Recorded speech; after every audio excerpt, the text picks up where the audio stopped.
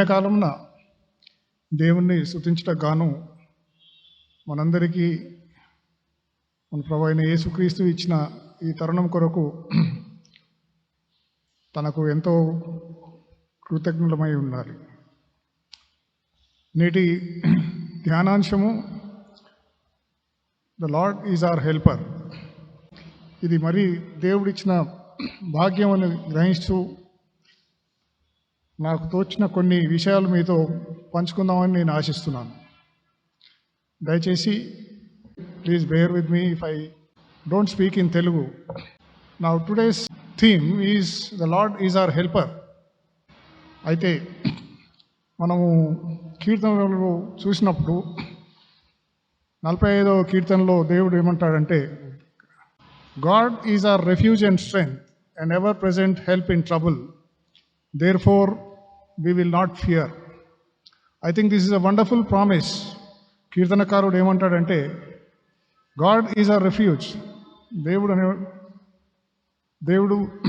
He is our refuge, he is our strength and ever present help in trouble. మనకు ఈ దినం ఈ అంశాన్ని ధ్యానించటకు గాను హెబ్రీయులు 13వ అధ్యాయము మొదటి 7 వచనాలు చదివితే మనము దేవుని మీద ఎలా ఆధారపడి ఉంటాము అనేది మనకు తెలుస్తుంది. Our helper in every time of need is the Lord himself and every believer can say that the Lord is my helper. ఈ చిన్న వాక్యంలో మనము కొన్ని 2-3 విషయాలు గమనించవచ్చు. ఏంటంటే the help is adequate.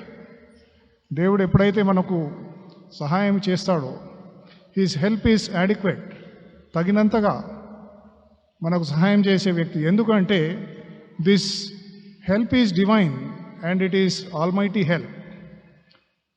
We may depend on human beings, we may depend on friends, కానీ ప్రతిసారి అందరితో మనకు సహాయం అనేది దొరకకపోవచ్చు. ఇంకో విషయం మనం గమనించాల్సింది ఏంటంటే, ఇటీవల కాలంలో మనకు ఎక్కడైనా సహాయం కావాలంటే సెల్ఫ్ హెల్ప్ బుక్స్ చాలా వచ్చాయి. ఈ సెల్ఫ్ హెల్ప్ బుక్స్ చదివినంత మాత్రాన మనకు మేలు కలుగుతుందనే గ్యారంటీ లేదు.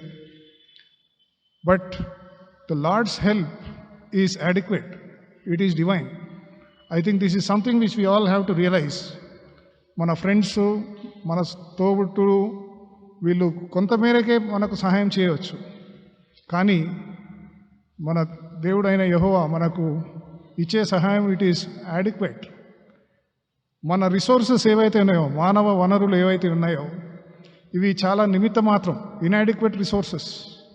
ఎందుకంటే ఇప్పుడు మనం కోవిడ్ సమయంలో చూసాం, ఎంతోమంది ఎన్ని అవస్థలు పడ్డా వారి సొంత వాళ్ళను విడిచిపెట్టి, దగ్గరికి పోకుండా, పోతే ఏమవుతుందో ఏమో అని భయము, అట్లా కొడుకులు తండ్రులను వదిలిపెట్టి, తండ్రులు సొంత వారిని వదిలిపెట్టి ఎన్నో విషయాలు మనం గమనించాం. కానీ దేవుని సహాయం అలాంటిది కాదు. దేవుని సహాయం అనేది it is adequate, it is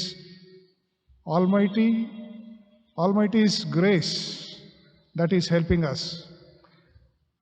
ఇంకోటి ఏంటంటే, మనము ఆదికాండంలో 17వ అధ్యాయము 1వ వచనంలో ఏమంటాడంటే, దేవుణ్ణి ఎలా డిస్క్రైబ్ చేస్తున్నారంటే, he is El Shaddai, which means that he is an enough God, enough, adequate, enough, ఉన్నవాడు. తను తన బౌంటీలో నుంచి మనకు దయచేస్తూ ఉంటాం. ఒకసారి మనము లార్డ్ ఈజ్ అవర్ హెల్పర్ అని అన్నప్పుడు, గ్రహించినప్పుడు మనం గుర్తించవలసింది ఏంటంటే, మనము నిస్సహాయులం. We cannot say that we are fully equipped with all resources. No. రెండవది ఏంటంటే, this help which the Lord gives us is available always. అదేదో కొంత సమయం వరకు మనతో కూడా ఉండి మరోసారి మర్చిపోయే దేవుడు కాదు. He is an unchanging God. His help is there always, in good times, in bad times. He is always there. కీర్తనకారుడు 46వ అధ్యాయంలో 1వ వచనంలో అలా అని అంటాడు, he is ever present help in trouble. ఇప్పుడు మనం ఇంగ్లీష్లో చూస్తే it is present continuous. Okay, ఎప్పుడు ఎల్లప్పుడూ తన సహాయం అనేది మనకు రెడీగా ఉంది. ఓకే, మూడవది ఏంటంటే ఈ సహాయం అనేది it is appropriate to our individual needs. మన వ్యక్తిగత అవసరాలు భిన్నంగా ఉండవచ్చు. ఈ వ్యక్తిగత అవసరాలు భిన్నంగా ఉన్నప్పుడు మనకు ఎంతైతే మనకు కావాల్సిందో అంతవరకు దేవుడు అనుగ్రహించే దేవుడుగా ఉంటున్నాడు. He is my helper. People have different needs. They have psychogenic needs, they have physiogenic needs. Okay, ఏ నీడ్స్ వచ్చిన ఏ అవసరాలు ఉన్నప్పటికీ దేవుడు మనకు తగినంత సహాయం చేసే దేవుడు మనకున్నాడని మనం గ్రహించాలి. అయితే ఇప్పుడు మనము హెబ్రీయులకు రాసిన పత్రికలో 13వ అధ్యాయము 1-7 వచనాలు మనం చూస్తే అక్కడ మనకు ఏ అంశాల్లో మనకు దేవుడు మనకు అవసరం ఉంటాయి అనేది మనం గమనించవచ్చు. మొదటి వచనంలో ఏమంటాడంటే that verse tells us that we need love. మనము ప్రేమించే వారంగా ఉండాలి. ఓకే, ఆ వచనం నేను న్యూ యాంప్లిఫైడ్ టెస్టిమెంట్లో ఏమంటాడంటే let love for your fellow believers be a fixed practice, never let it fall. మనం ఇతరులను ప్రేమించేది it has to be constant, it has to be fixed. Okay, but కొన్నిసార్లు దీంట్లో మనము విఫలమవుతూ ఉంటాము. కొన్ని సందర్భాల్లో మనము ఓకే ఈ వ్యక్తిని మేము how can I love him, okay తను నాకు నష్టం కలిగించిన వ్యక్తిగా ఉంటున్నాడు, he has hurt me, so how do I love him అనే క్వశ్చన్స్ వస్తూ ఉంటాయి. బట్ అతన్ని ప్రేమించాలంటే మనం ఒకటి గమనించాలి. ఏంటి, మనకు దేవుడైన యెహోవా ఉన్నాడు, తనకు మన సహాయం చేస్తాడనేది మనం ఎప్పుడైతే మొరపెట్టుకుంటామో అప్పుడు మనము ఆ వ్యక్తిని కూడా మనము ప్రేమించవచ్చు. 2వ వచనం హెబ్రీయులు 13:2 ఏమంటాడంటే we need magnanimity. The verse implies that we need magnanimity. మనము విశాల హృదయం కలిగిన వారమై ఉండాలి. అక్కడ ఆ వచనం ఏమంటుందంటే do not forget or neglect or refuse to extend hospitality to strangers, being friendly, cordial, gracious, sharing with others generously. ఈ వాక్యంలో మనము గమనించినట్లయితే మనము ఎవరినైతే ప్రేమిస్తామో అది విశాల హృదయంతో ప్రేమించవచ్చు. We need a large heart, open heart. Okay, to be cordial, to be gracious, but we tend to become cold, we tend to become detached, we tend to become unapproachable to some people in our own lives. అయితే ఇప్పుడు ఇటువంటి విశాల హృదయం కలిగి ఉండాలంటే మనం ఒకటి చేయాల్సి వస్తుంది. ఏంటంటే ప్రతిసారి దేవునికి మొరపెట్టాలి. ఏమని? దేవా నాకు సహాయం చేయము, the Lord is my helper అని ఎప్పుడైతే మనం గ్రహిస్తామో మనకు ఆ విశాల హృదయం అనేది దేవుడు అనుగ్రహిస్తాడు. 3వ వచనంలో ఏమంటాడంటే దాని గూఢార్థం ఏంటంటే వి నీడ్ సింపతి, సానుభూతి కలిగి ఉండాలి. మనము ఇతరులను ప్రేమించాలి, ఇతరులను విశాల హృదయంతో ప్రేమించాలి అన్నప్పుడు ఫస్ట్ థింగ్ ఏంటంటే మనకు సానుభూతి ఉండాలి. ఇప్పుడు మన మధ్యలో మనం కొన్నిసార్లు చూస్తూ ఉంటే చాలా దేశాల్లో కానీ మన దేశంలో కూడా కానీ there is a lot of what we call persecution which is taking place against our own Christian brethren. అయితే ఇప్పుడు ఇక్కడ ఒక మూలవాక్యం ఏమంటాడంటే remember those who are in prison as if you are fellow prisoner and those who are ill treated since you are also liable to bodily sufferings. అయితే ఇతరులు శ్రమలు పొందుతుండగా వారి మీద సానుభూతి కలిగి మనము వారి కొరకు ప్రార్థన చేసి వాళ్ళని ప్రేమించే వారంగా ఉండాలి. అలాంటి ప్రేమ మనలో ఉందా లేదా?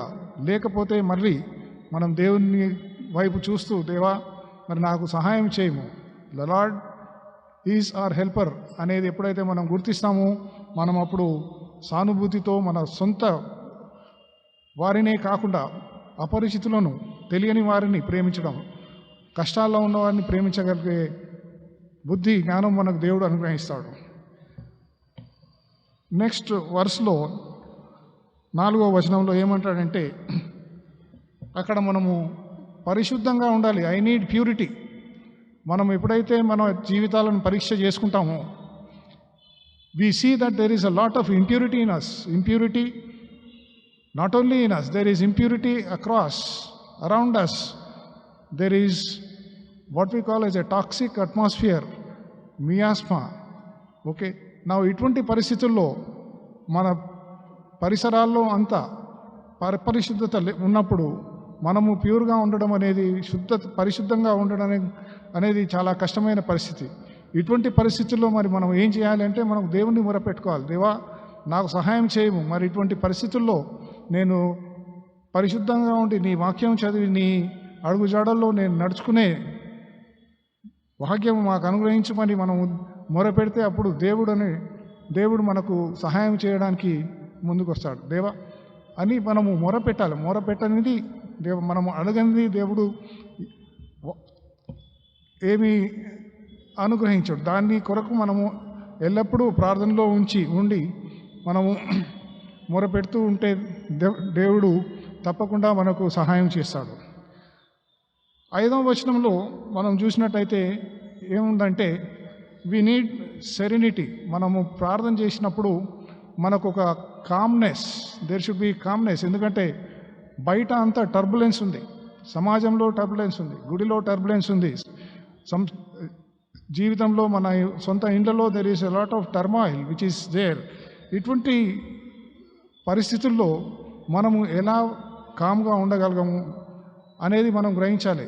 మనం ఉన్న వాటిలో మనం సంతుష్టిగా ఉన్నామా? Because the moment we start thinking about acquiring things in life, if you are not content with what we have in life, it leads to a lot of turmoil. ఆ టర్మాయిల్ ఎప్పుడైతే ఉంటుందో మనకు మనశ్శాంతి అనేది ఉండదు. ఈ మనశ్శాంతి లేని పరిస్థితుల్లో మనము ఒకటే దేవుని వైపు చూస్తూ దేవా నాకు సహాయం చేయము అని మొరపెడితే మనకు ఈ ఉన్న పరిస్థితుల నుంచి బయటికి తెచ్చే దేవుడు మనకు ఉన్నాడని మనం గుర్తించాల్సి వస్తుంది. 6వ వచనంలో మనం చూస్తే ఏముందంటే we need equanimity. Equanimity is some kind of evenness, balance. Okay, జీవితంలో ఒడిదొడుకులు వస్తూ ఉంటాయి. There are certain times when there are sudden alarms and we are thrown off balance. When we are thrown off balance, I think we need to look to the Lord in prayer and say, the Lord is my helper. I will not be seized by alarm. I will not be seized by fear or terror or dread. Okay, this is what is said in Isaiah 26:3 and Philippians 4:6. ఇటువంటి వాగ్దానం మనకు దేవుడు మన బైబిల్లో ఇస్తున్నాడు. అంటే it's a great thing to have our mind which is balanced, which is calm, which seeks the Lord's help okay in our day to day life even when there is a lot of disturbance around. 7వ వచనంలో హెబ్రీయులు 13:7వ వచనంలో ఏమంటుందంటే we need to be very stable. ఇక్కడ ఏంటంటే stable in our convictions, stable in our beliefs. Okay, sometimes we tend to be thrown of balance. Okay, ఇప్పుడు ఇటీవల కాలంలో ఈ కోవిడ్ చేయబట్టి చాలామందికి చాలా ప్రశ్నలు వస్తూ ఉంటాయి. ఏంటి దేవుడు ఇలాంటి పరీక్ష పెడుతున్నాడు మనకు అనేటి ఒక భావన, ఒక ఏమంటాం డౌట్స్ మైండ్స్లో చాలామందికి వచ్చి ఉండవచ్చు. కానీ ఇప్పుడు ఇక్కడ ఏంటంటే మనకు ఆ స్టెబిలిటీ రావాలి, stability in thought. Okay, it is something which does not begin with the head, it begins with the heart. It has to start from within. Okay, if you have to be stable, right, which means that we cannot change our convictions about our Lord. We have to be firm. We have to be very, very firm in our beliefs, okay, without shirking or without doubting God's ability to help us through different tribulations and trials. ఇటువంటప్పుడు మళ్ళీ మనం ఏంటంటే దేవుని వైపు చూస్తూ దేవా మరి నాకు ఇటువంటి సహాయం కలుగజేయము అని మనం ఎప్పుడైతే మొరపెడతామో దేవుడు he is always there. He has adequate resources. His resources are not inadequate.